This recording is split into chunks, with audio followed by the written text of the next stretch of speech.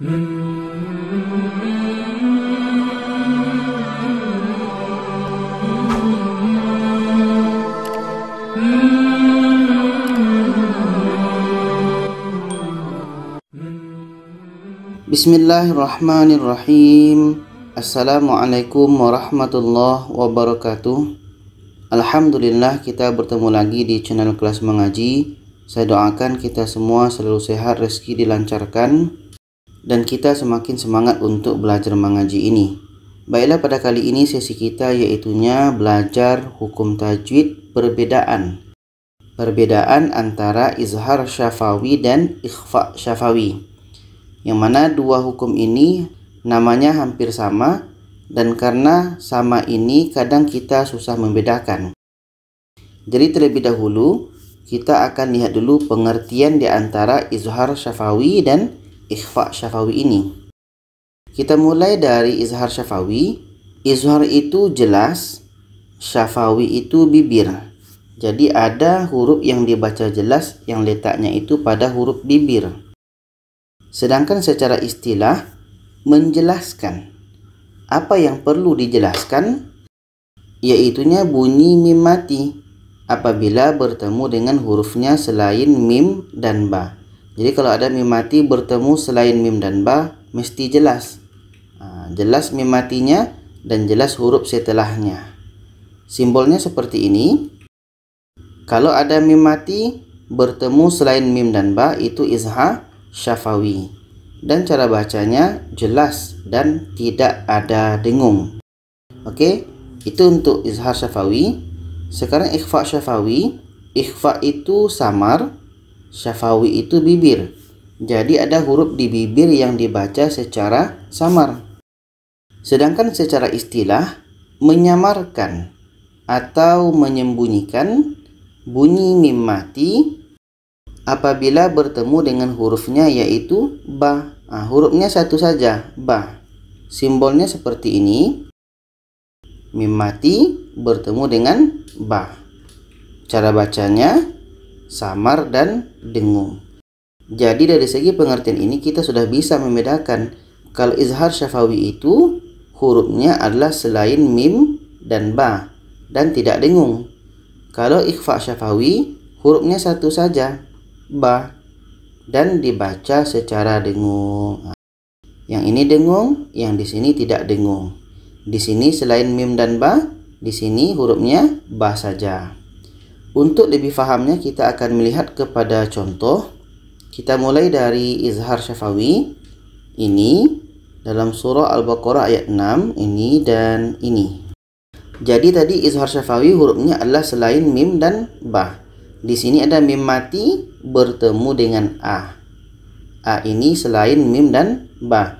Jadi mimnya jelas, a pun jelas. Kita baca sawaun alaihim aan him aan him aan. Mim dengan a jelas dan tidak ada dengung. Sama di sini mim mati bertemu a, mim mati bertemu lam, dan mim mati bertemu ta. Semua ini hukumnya izhar syafawi.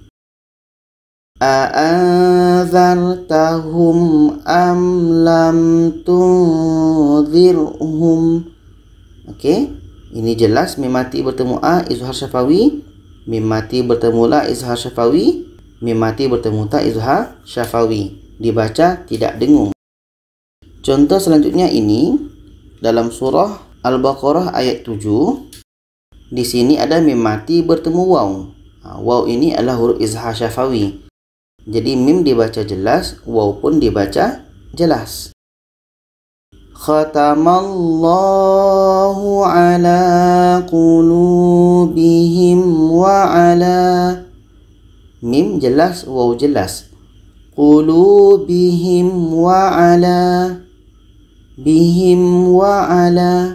Oke, dua-duanya dibaca jelas dan tidak ada dengung. Contoh selanjutnya ini dalam surah Al-Baqarah ayat 15. Ini mim mati bertemu dengan ya. Ini izhar syafawi. Ya ini adalah huruf izhar syafawi. Jadi mim dibaca jelas, ya pun dibaca jelas. Fi tughyanihim ya'mahun. Himya dibaca jelas dan tidak ada dengung. Sekarang ikhfa syafawi ini dalam surah Al-Baqarah ayat 8 ini. Di sini ada mim mati bertemu dengan ba. Ini ikhfa syafawi. Ba ini adalah huruf ikhfa syafawi. Jadi kita baca wa ma hum bimu'minin, mim ba. Humbi dibaca samar. Ketika kita sebut huruf mim ini, kita sudah merasakan huruf ba. Humbimu dan dibaca dengan dengung. Selanjutnya ini dalam surah Al-Baqarah ayat 76 ini ada mim mati bertemu dengan ba. Nah, ini pun ikhfa syafawi. Jadi ini dibaca samar. Kita baca liyuhajjukum bih. Nah, kita baca samar. Ketika kita sebut huruf mim, kita sudah merasakan huruf ba. Kumbi. Dan mim ini adalah huruf bibir. Syafawi tadi adalah bibir. Mim ini adalah huruf bibir. Kumbi dan dibaca secara dengung. Jadi dari contoh ini pun kita sudah bisa membedakan bahwa perbedaan antara izhar syafawi dan ikhfa syafawi ini terletak pada hurufnya. Izhar syafawi itu mim mati bertemu selain mim dan ba. Kalau ikhfa syafawi hanya bertemu dengan ba saja. Setelah itu perbedaannya, izhar syafawi itu dibaca tidak dengung, sedangkan ikhfa syafawi dibaca dengan dengung. Jadi itulah pembahasan kita pada kali ini berkenaan dengan izhar syafawi dan ikhfa syafawi. Semoga kita bisa memahaminya. Kalau ada pertanyaan, saran boleh komen di bawah. Jangan lupa share kepada yang lainnya. Terima kasih. Wassalamualaikum warahmatullahi wabarakatuh.